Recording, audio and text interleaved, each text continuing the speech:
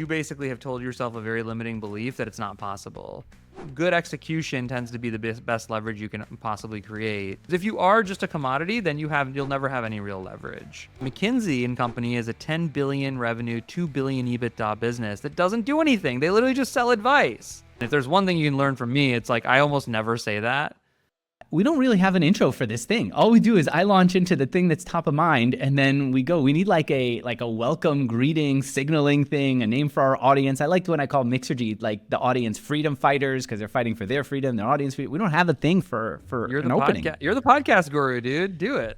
You know what? I'm kind of it's bootstrap founders. It's founders who want to grow themselves as much as they want to grow their companies, who want to live the dream of building a business ambitiously, but also living a life that they want to live that's full and whole and spiritual. And it's funny, actually, you just asked me topics, but I just thought of one as we were getting ready, which is like you looking for an au pair or you having your issues with. Is that the topic you wanted to bring up? That was going to be the first thing I was going to kick off because you know what? I know we want to talk about sales, but I've got to tell you, you suggested that I get an au pair before, as soon as we had a baby, maybe even before we had a baby. I thought we handled the first two without that. What do we need it for? And I'm really kicking myself for not at least making calls to these au pair agencies. It's pretty inexpensive to do it, and they could do the stuff that's become a pain in the ass for us as parents, like driving the kids to and from school. And I want to say I've got to be more aware of these issues that I'm having, get support, and then I've got some questions for you about how to do this right. But the au pair is like a real life hack, it seems. I haven't hired one. I'm just talking to agencies. I mean, look, I think take a couple of steps back, right? I think there's two ways to think about this. Like one that I love is there's this thing in conscious parenting, leadership parenting stuff of, anytime you're doing something from victimhood, meaning you have to do it, you end up building resentments and you end up like basically feeling upset because it doesn't. And even, I mean, there's stories of parents who resent their children, like, and it's not an uncommon thing, and it feels like such a taboo thing to talk about, but it happens all the time. You know, It's building resentment in my wife. It's like, why did she want us to have a third kid? Because now I'm going to have to drive everybody. Yeah, I'm not a driver. You happen to be blaming her instead of the baby because you don't want to blame the baby because the baby's little. But the reality is it's you. And when you do things from victimhood because you don't have a choice, it generally builds resentment. And so they say, like, I tend to think of the flip of that as like, how do you have the most indulgent childcare possible? Not because you might need it all the time, but because every time you parent, you want it to feel like a choice. But guess what happens when you do that? Your kids, by the way, see that you respect yourself and your time. They also get the best energy out of you, right? And like sometimes when Dee and I will get into it, she's like, "Well, you don't know. You just show up when you want to." And I'm like, "Well, yeah, but that's not an accident. That's an actual thing I do on purpose." and the kids see the best version of me all the time, and then of course they do. And I, it's not like I hold her back from that. And so one thing that's related to that I think I see in you and in Dee, and I don't know your wife that well, but like is just a lot of guilt that I have to do everything. And we have our former au pair who lives with us, and she's a student, and she picks up 25, 30 hours flexibly a week. And then Dee is home with the kids, so she doesn't have a full-time normal quote unquote job. She obviously has a very tough job. And I was like, by the way, we added a baby. I was like, but we didn't, the joke I said to her, and I think I said it to you, was we added more clients, but we didn't change our resourcing. And she was feeling pretty burnt out. I was like, why don't you get a part-time nanny? And she goes, what do you mean? I already have somebody here. And I go, she's like, can I spend $450 a week, Jesse, and pay this woman $15? I'm like, yeah. Like, if it means you're going to be happier, it means your kids are going to get a better version of you. Absolutely. And it's changed everything. And so even here, I think we've had that happen, but I think guilt is a big driver of not wanting to fully have your best. It's like an upper limit problem. But Jesse, what about this? We have our own little family unit here that's just us, our own do your own thing type of environment. Now I'm bringing somebody else in all the time, and it kind of ruins that dynamic. It ruins that intimacy of a family. And also, sometimes the little things that come up in a drive are not going to come up if I schedule a date night with the kids. Yeah, I mean, look, I think the first thing I would reflect back, one is, what a scarcity mindset. You mean you can't welcome another human? You mean you can't welcome another human being into this beautiful family you have, and you think love is no, like in our case, we've now got a person who's going to be a lifelong part of our family, and she's important to me, the kids, and she'll be a lifelong relationship for our kids.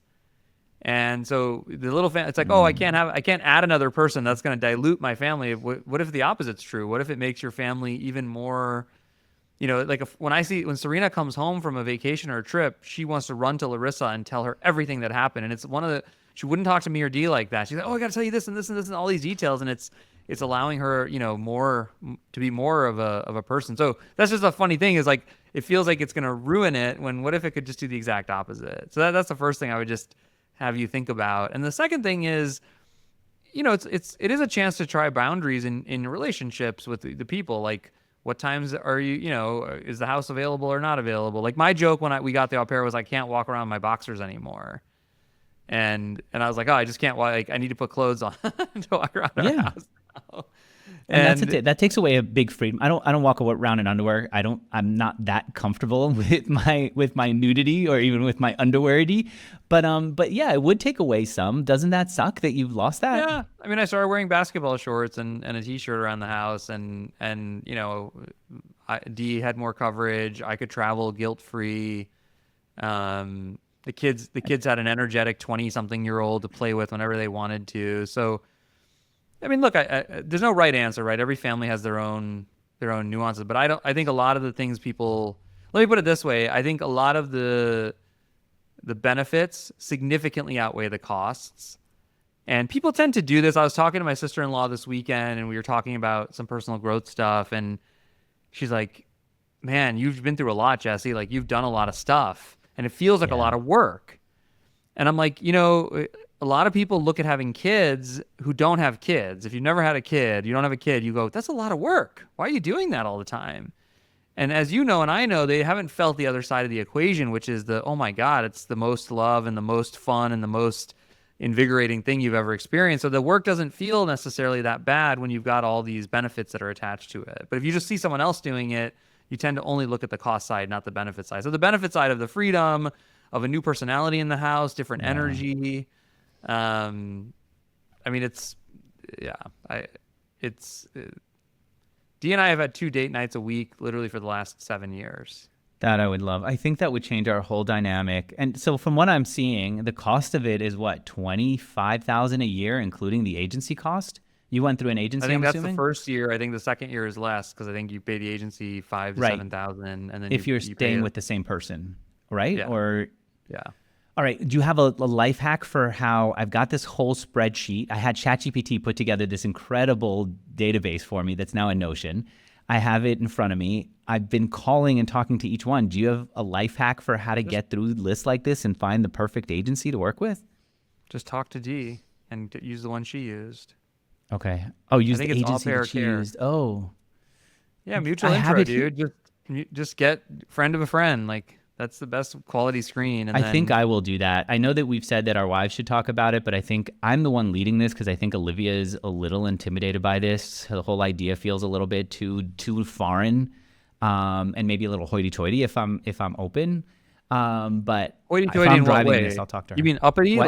Like you're rich and you need someone to live with you? Yeah. Like, who are we to think that we now need a whole other person to raise our kids? We're parents. I would encourage you and her. I mean, you'll meet some these are young women. They want to learn English. This is an exchange program for them. It's a chance for them to experience America. It's your kids' chance to learn. Like, my kids all speak a little Portuguese.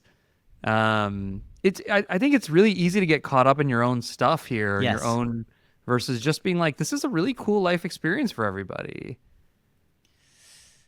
I like the way you think. Like, I like when I come up with something like having somebody else in the house, it's going to take away from this, and you come back at me and you say, well, yeah, but think about all the things that you're going to get.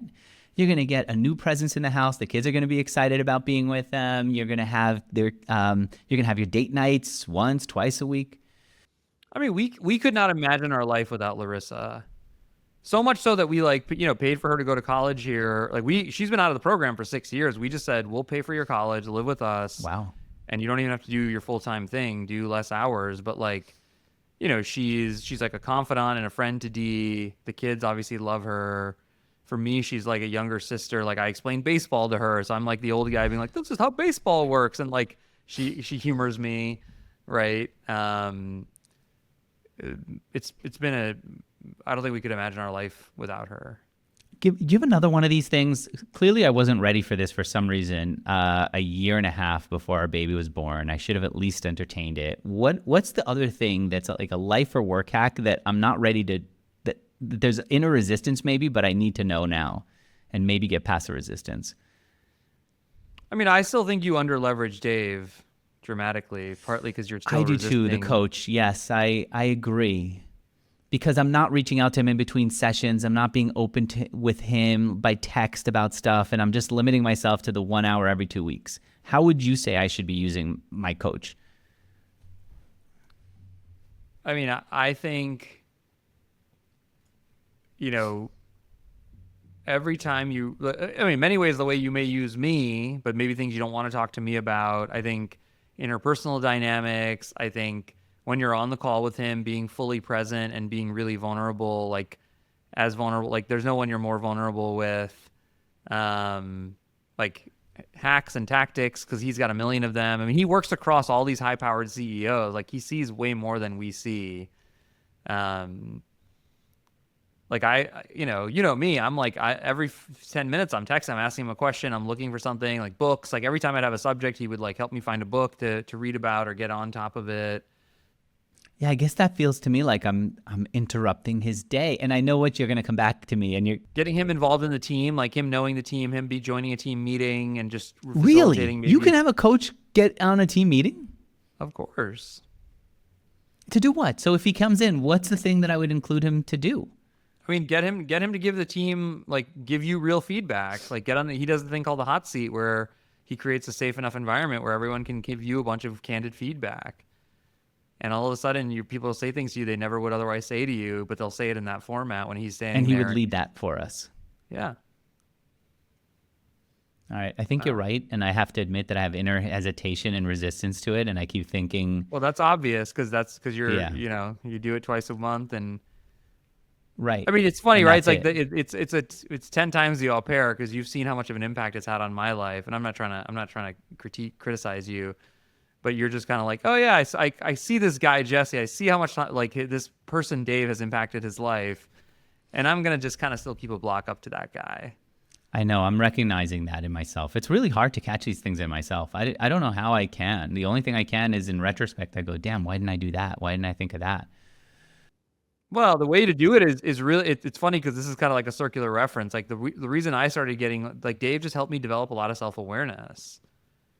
And it went from self-awareness after the fact, after a month later, to realizing something. Then it was self-awareness a week later. Then it was self-awareness a day later. Then it was self-awareness. In this moment, I'm having this experience. I'm feeling this, and I'm aware of it. Yeah, the worst is like self-awareness from like 10 years ago or 5 years ago. That's just, it's completely useless and it's a distraction. All right, I like that. I like that I put you on the spot and you come up with an answer. I think a lot of us would say, I need a couple of minutes to come up with something, Andrew, that you should be doing that you're not aware of. Do you do strength training? That could be another good one, kind of random. You know what? Interesting. I've been thinking about that. So, dude, I have a week to myself here. Do you know how great this week feels?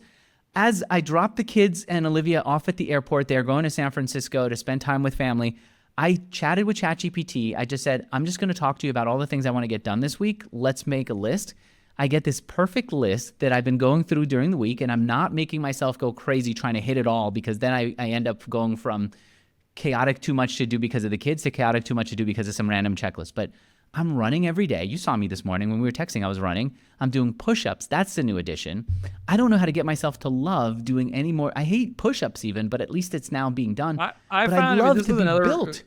Major life hack is like, I think working with a trainer, I found that it just gets me like the ability to go to the gym without having to have a plan.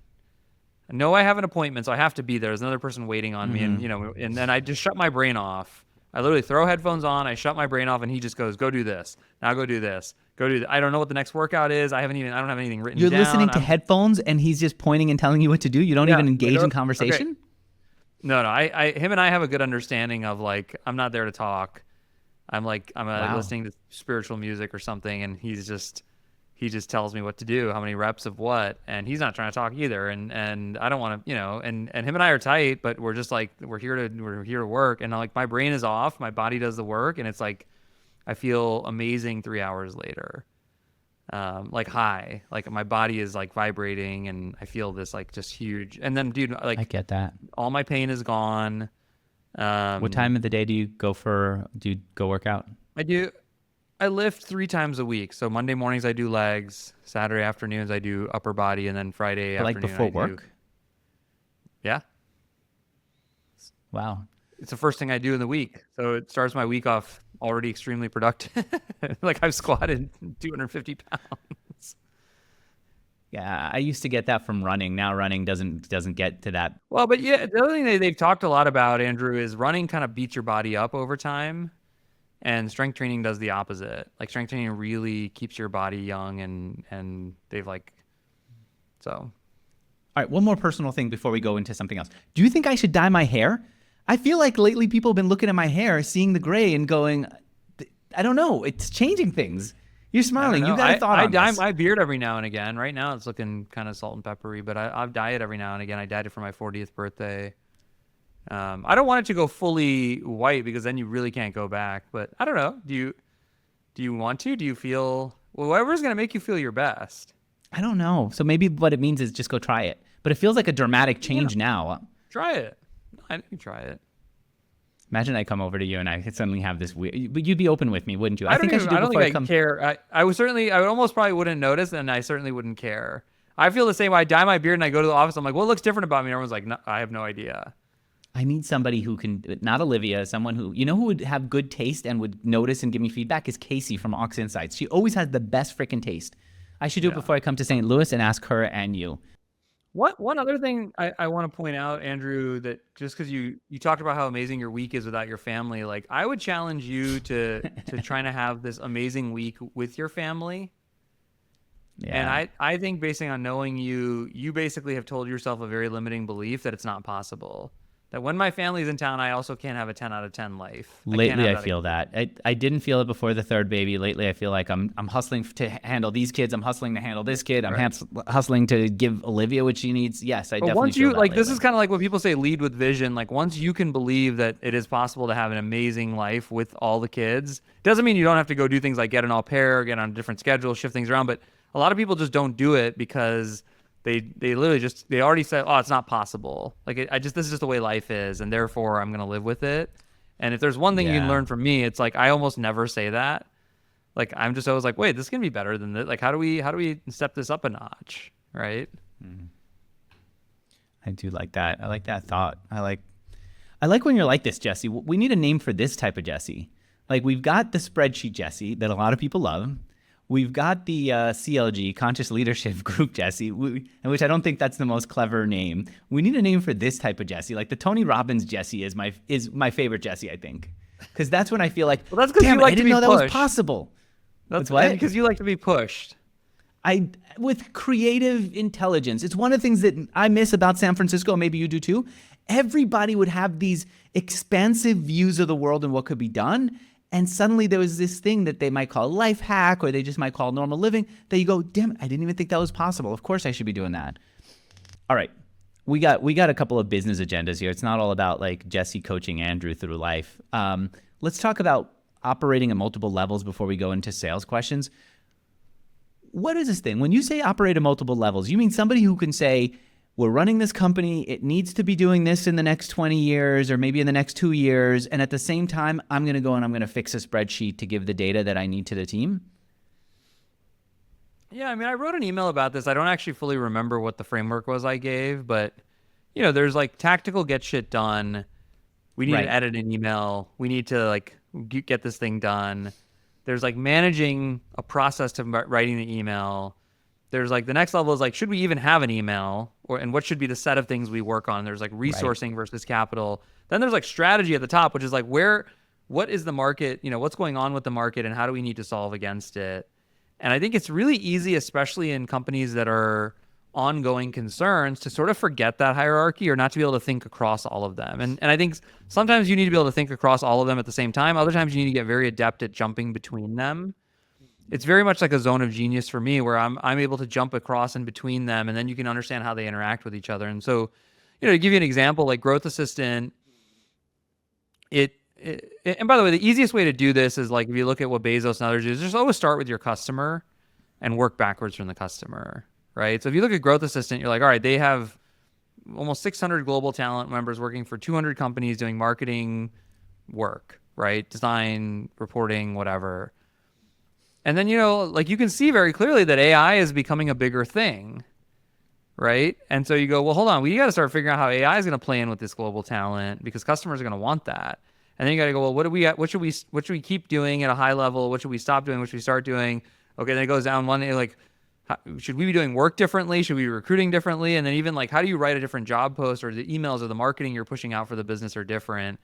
And the ability to actually navigate all of that can be pretty challenging for people.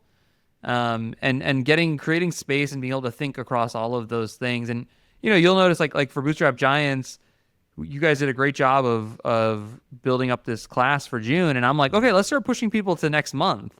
And you guys are still all hopped up and excited about this month. And I'm like, well, my brain immediately goes, well, $5,000, $10,000 this month now is not going to do anything for us, but starting to have it in July will actually start to do something for us. And so this ability to always operate.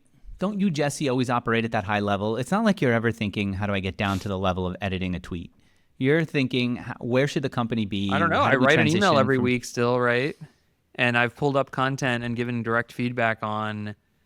They're all interconnected, by the way, because if you have bad tweets, then like it's not going to support the next level of results, which is not going to support the strategy or resourcing, which is not going to support the end goal. Of you're just saying you keep going back and forth between the top level of what should we be changing in the business and where do we need to go, down to why is there a grammatical mistake in this, or why are we having such actually, let me give you another specific example. We're playing around with like AI plus Growth Assistant type person equaling a solution that can be compelling. And so we had a Chinth. He wrote a post, and the goal was to assess how much demand would be in the market for it. It was almost like an experiment. And the post flopped. It didn't do very well. Now you could if you're not careful, you could go, well, I guess that's not a good story. I guess the customers don't want it. And then I looked at the post and I was like, man, this hook is not very good. And you sort of buried the lead, and so I was like, well, this was again, someone business school lingo would be, this is like an execution problem, not a strategy problem. Okay, let's try it again. Then we tried again, and it crushed it. Yesterday, we got like 20 good leads from top D2C brands based on this slightly. So you got all these things are playing with each other at all given times, and they have to be like the best entrepreneurs are jumping across in between them consistently. By the way, I don't mean that I'm jumping down and rewriting the tweets necessarily, which is so. How do you know where the limit is versus coming in and saying this is not working well versus getting so deeply involved that you're now leading content? I think something in my mind will be to get really specific about maybe how do we run a sales call, how do we write a content piece, and then I will my brain will go, so how did it go? And I think of myself as I'm constantly pulling. I think of myself as, do you remember the Riddler from the Batman movie? Like when Jim Carrey was the Riddler, and he had this machine that was pulling in everyone's brain power from everywhere. Like I think of myself like that all the time, where you're saying things to me and I'm getting data points. I see what the customers are doing. I see what other competitors are doing. I see what day-to-day stuff we're getting done. And my brain is constantly trying to pull it all in and synthesize it so I can figure out how do we approach this next, and what's actually happening, what's reality, what's not reality around the business, right? And it's funny, like last week you were feeling worried about the sales numbers for Bootstrap Giants, and like I've seen you do this multiple times, and I wasn't feeling worried about it because I was like, well, I've seen you do this, and I've seen how people react, and so it didn't hit me the way it was hitting you and the team, because I've seen the data, I've seen it play off. And anyway, there's just constantly, you're trying to triage information in your brain to synthesize where it comes from. It did hit me. But I said, fuck it. Like I remember we had a conversation once. I remember where I was standing outside and you go, Andrew, we have good families, we have good lives, you have this great property. You always know to hit me like in my heart, which I love the land. Like, who cares? So we're going to have fun here. It doesn't matter how it goes. And I go, you know what? Freaking A right. It doesn't matter. If this whole thing doesn't work out, I'm just going to go and shovel bird poop all day or whatever, or find another project of building a path to go running on the property. And the irony is when you bring that energy to the table, you usually crush it and outperform because you go back to having fun and you get back to, you're not interested in the outcome anymore. You're interested more in the process. You really have to, on a sales call, you have to, in sales in general, just say, who cares? I don't need you, and I'm willing to have the confidence to say you shouldn't sign up for this, or else you've overcrowded the person and that neediness doesn't work. Which actually, Jesse, brings me to a list of questions from one of our members about sales specifically. He's watching you and he's saying, hey, you know what, Jesse, how are you creating this dynamic of you need me more than I need you? How do you create that in a sales conversation? I mean, the best way to create it by far is for it to actually be true. So let's start there, right? Meaning, the gimmicks, how do you have it never be true? work. Well, the gimmick, but I want to start there because everybody loves the gimmicks. Everyone loves the, ooh, just give me the sentence, Jesse, that I need to say, and I can do that. But the best thing, like I learned that from Red Ventures, is just like if you actually have leverage, if you can actually walk away from a client and go, I don't need your business.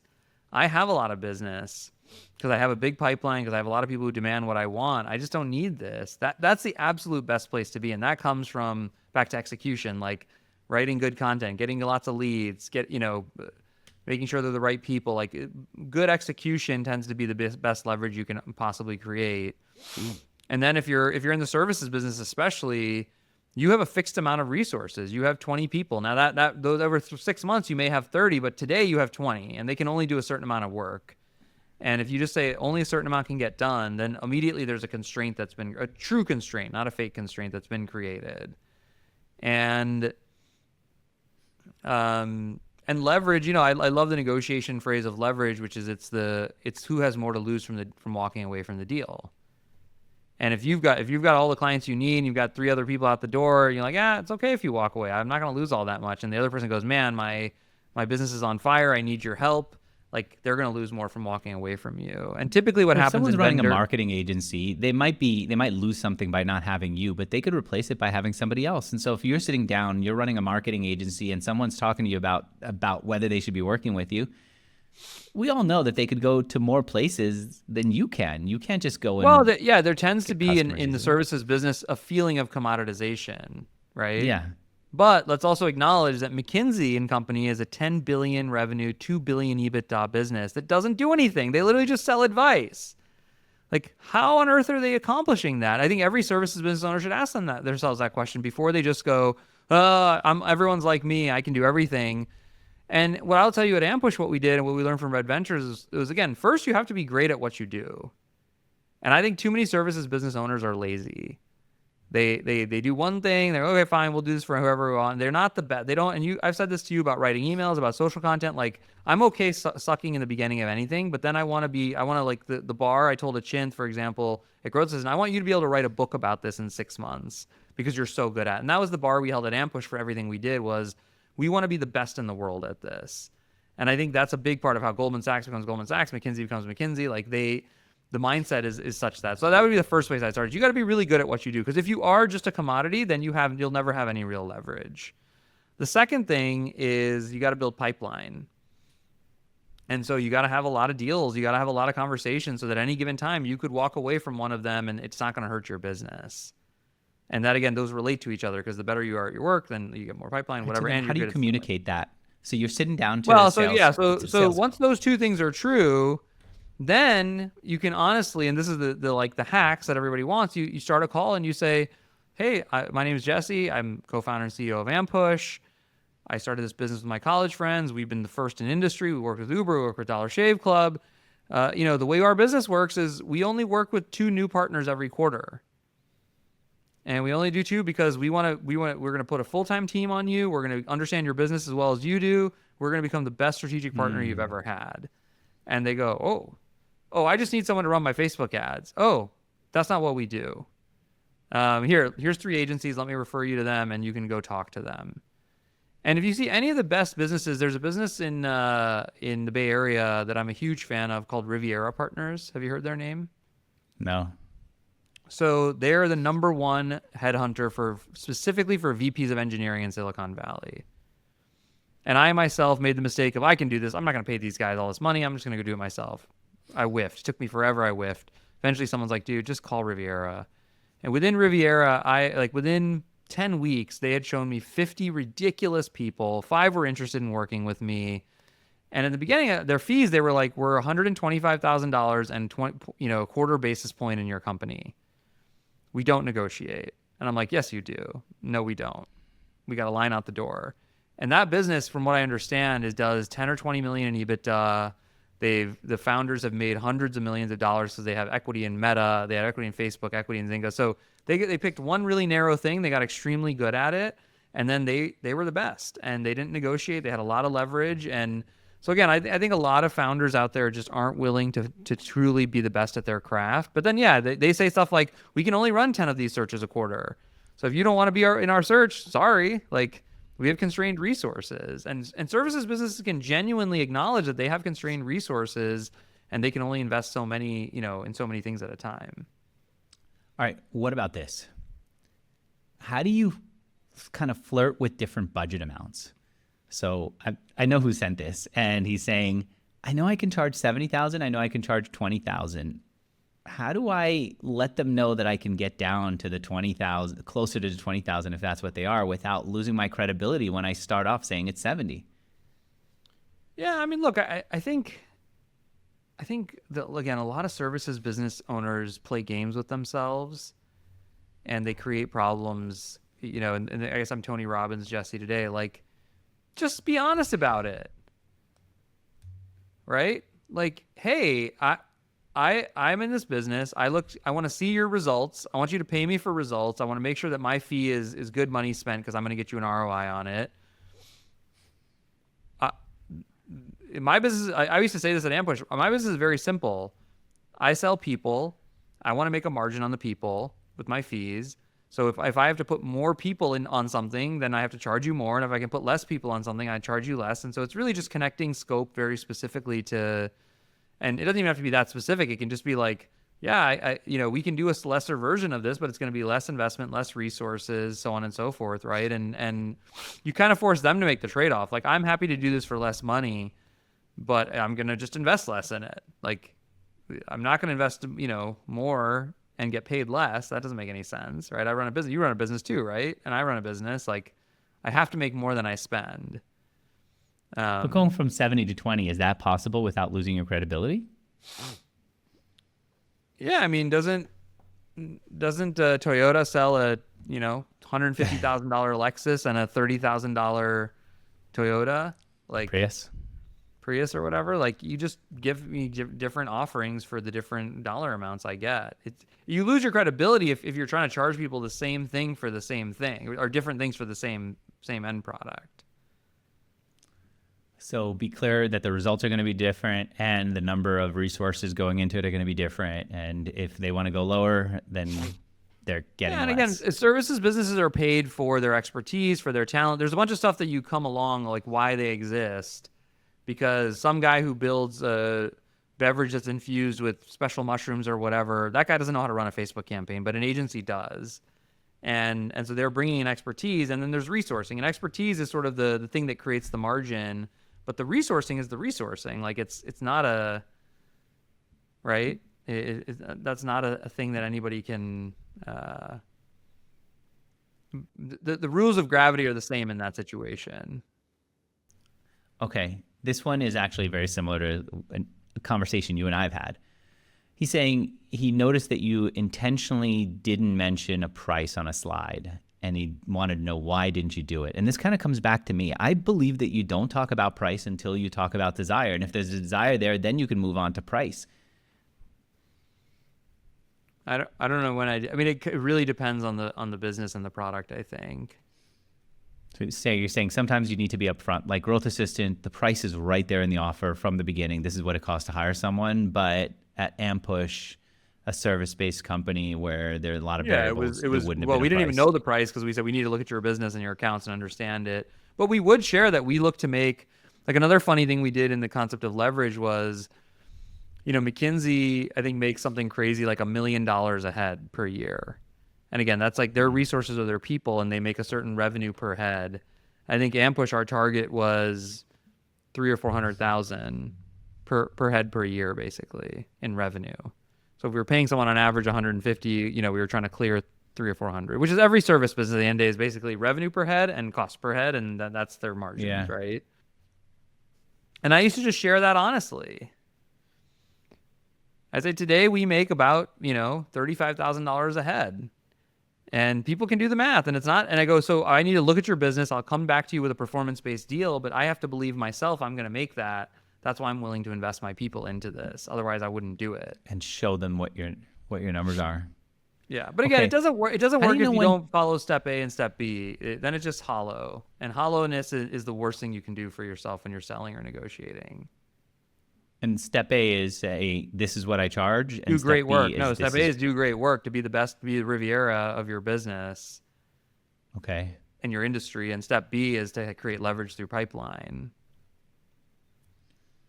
All right. How do you know when to nudge someone and when to let the tension build? In terms of following up or what? Yeah. You've talked to someone, they haven't responded. Do you respond? Do you message them? Yeah, it kind of depends on your business, right? Like if it's growth assistant, I would tell them to follow up quickly and move the thing forward because someone needs a resource and you got to get it done.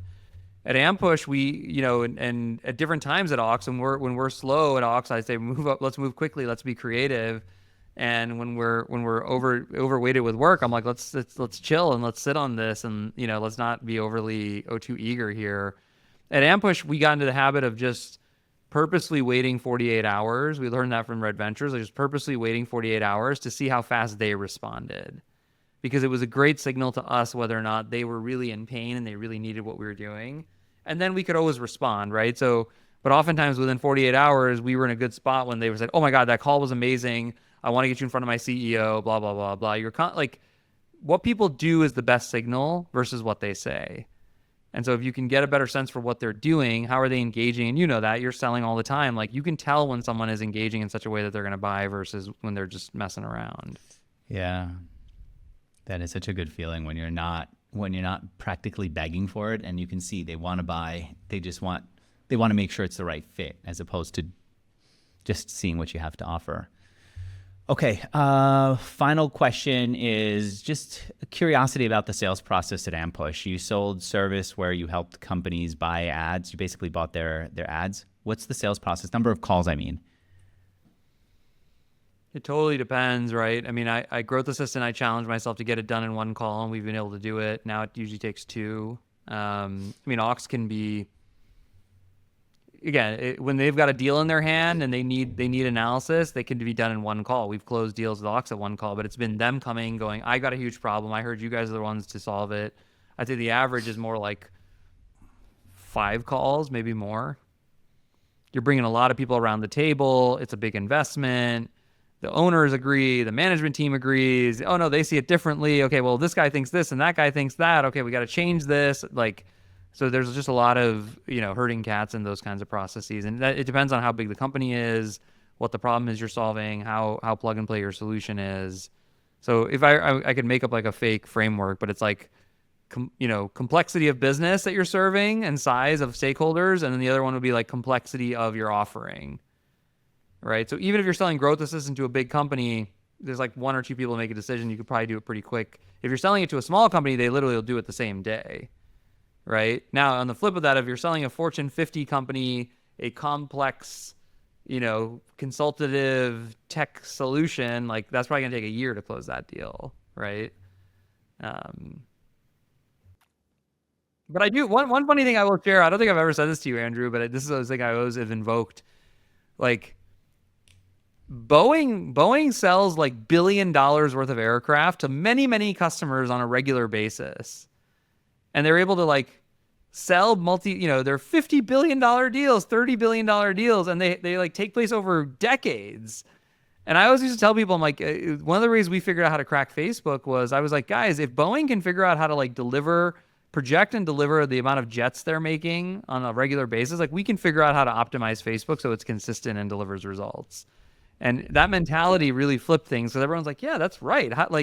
There must be some way to make this consistent. And it led us to building a bunch of tools and systems to make it very consistent. And that was sort of the calling card of Ampush, was we could consistently deliver results. Because Facebook has this reputation of being highly volatile. Oh, yeah. And it's true. It really is. All right. I happen to look at our numbers. We just got another customer, Jesse, another big one. So I am both exhausted from all the sales conversations that I've had, which have been phenomenal. It really, it's my happy place hanging out and talking with people.